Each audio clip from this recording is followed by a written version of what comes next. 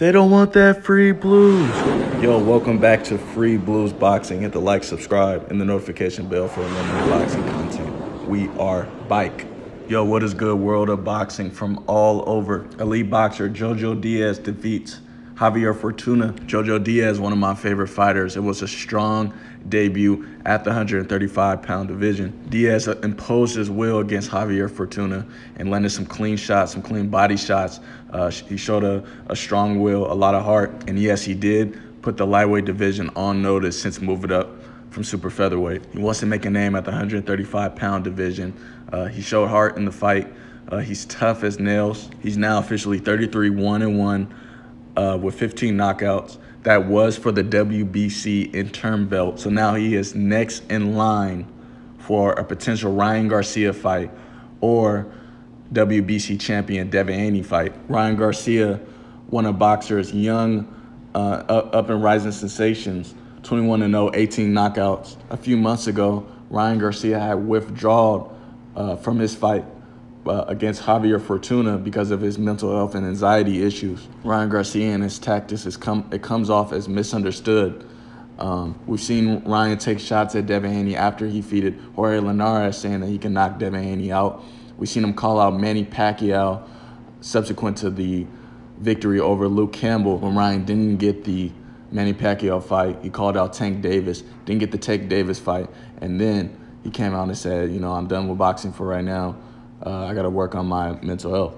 Now, right after Jojo Diaz defeated Javier Fortuna, Diaz had the audacity. Jojo Diaz clowns Ryan Garcia's mental health. He says, all you PUSSYASS fighters, you better give Javier Fortuna a shot, basically. This is putting the pressure directly on Ryan Garcia. Earlier, Ryan Garcia backed out of the Javier Fortuna fight. Jojo Diaz and his promoter, Oscar De La Hoya, made that call to Javier Fortuna for that WBC interim belt to be Devin Haney's mandatory for the WBC title belt. Ryan Garcia backed out. Jojo Diaz seized the opportunity. And this is good for Jojo Diaz in an attempt to make him a bigger name, a household name. If you were to beat a fighter like Ryan Garcia and Devin Haney, he would basically take their fans and he would be a much bigger fighter. I think he would turn into a prize fighter after that. Mind you, Jojo Diaz only has one loss, and that only loss was to Gary Russell Jr.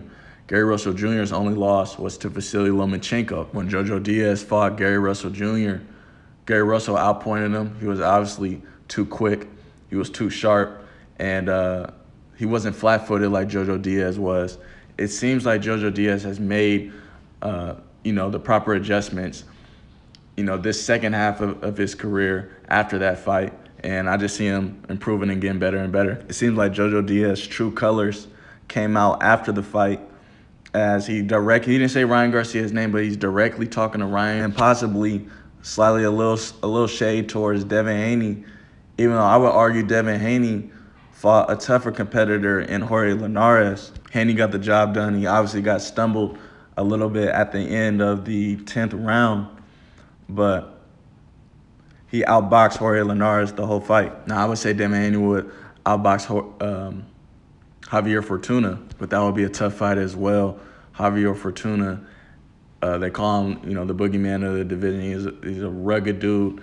His style is very awkward, and he throws punches in bunches. This is why stylistically made this fight so interesting in Jojo Diaz versus Javier Fortuna. So, yeah, I was really impressed with Jojo Diaz's performance in this fight, even though they took a point away from an accidental behind-the-head hit that Jojo Diaz was doing. He still was able to edge out the fight and secure enough rounds to get the job done. When Jojo Diaz lets his hands go, he looks pretty explosive and he looks pretty dangerous out there. But the real question is, would he be able to step up to the plate and beat fighters like a Ryan Garcia and Devin Haney? Now, we do know the four kings, they call it. Ryan Garcia, Devin Haney, Gervonta Tank Davis, and Teofimo Lopez. What we want to see is, and even Vasyll Lomachenko, who's still at the top of his game after defeating Nakatani a couple weeks ago.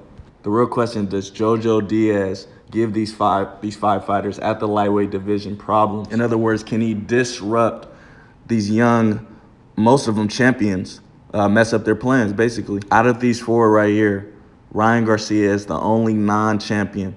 I would still say they're all very talented, they're all very dangerous, and they are taking over the sport of boxing, specifically the lightweight division. We know what Tank Davis brings to the table, being a champion at 130, 135, and 140, coming off an impressive win over Mario Barrios for that WBA title. Does Jojo Diaz have enough athleticism, enough skill to overcome these young fighters and mess up their plans? Now, mind you, all these fighters are 26 years old and younger. Devin Haney, 23 years old. Teofimo Lopez, 23. Ryan Garcia, 22 years old. Jojo Diaz is in his prime, 28 years old, approaching the second half of his career. Ryan Garcia, Gervonta Tank Davis, Teofimo Lopez, and Devin Haney have not reached the pinnacle or the potential of their career in the division, and on paper, these are the best at the lightweight division, 135 pounds. What I respect about Jojo Diaz, he is not waiting on anyone. Obviously, there are names at the 130-pound division, super featherweight where he was at, but business-wise, it didn't make sense, or guys were on the other cross of the street, such as a Shakur Stevenson or Oscar Valdez, who are currently occupied on the top rank platform. There's obviously way more buzz at the lightweight division with the Gervonta Tank Davis, who is currently a pound-for-pound star.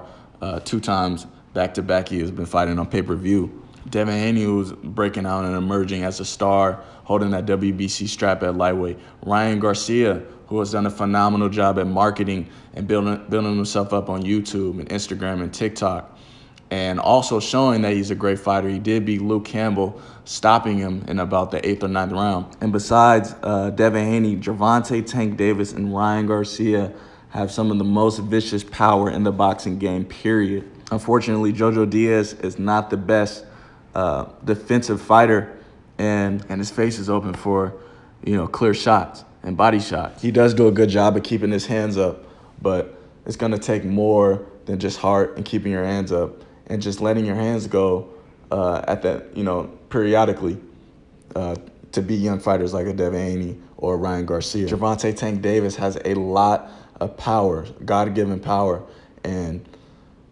the smaller fighter, Jojo Diaz, he takes some clean shots from Gervonta Tank Davis, who hits probably as hard as Deontay Wilder. Nah, I'm kidding.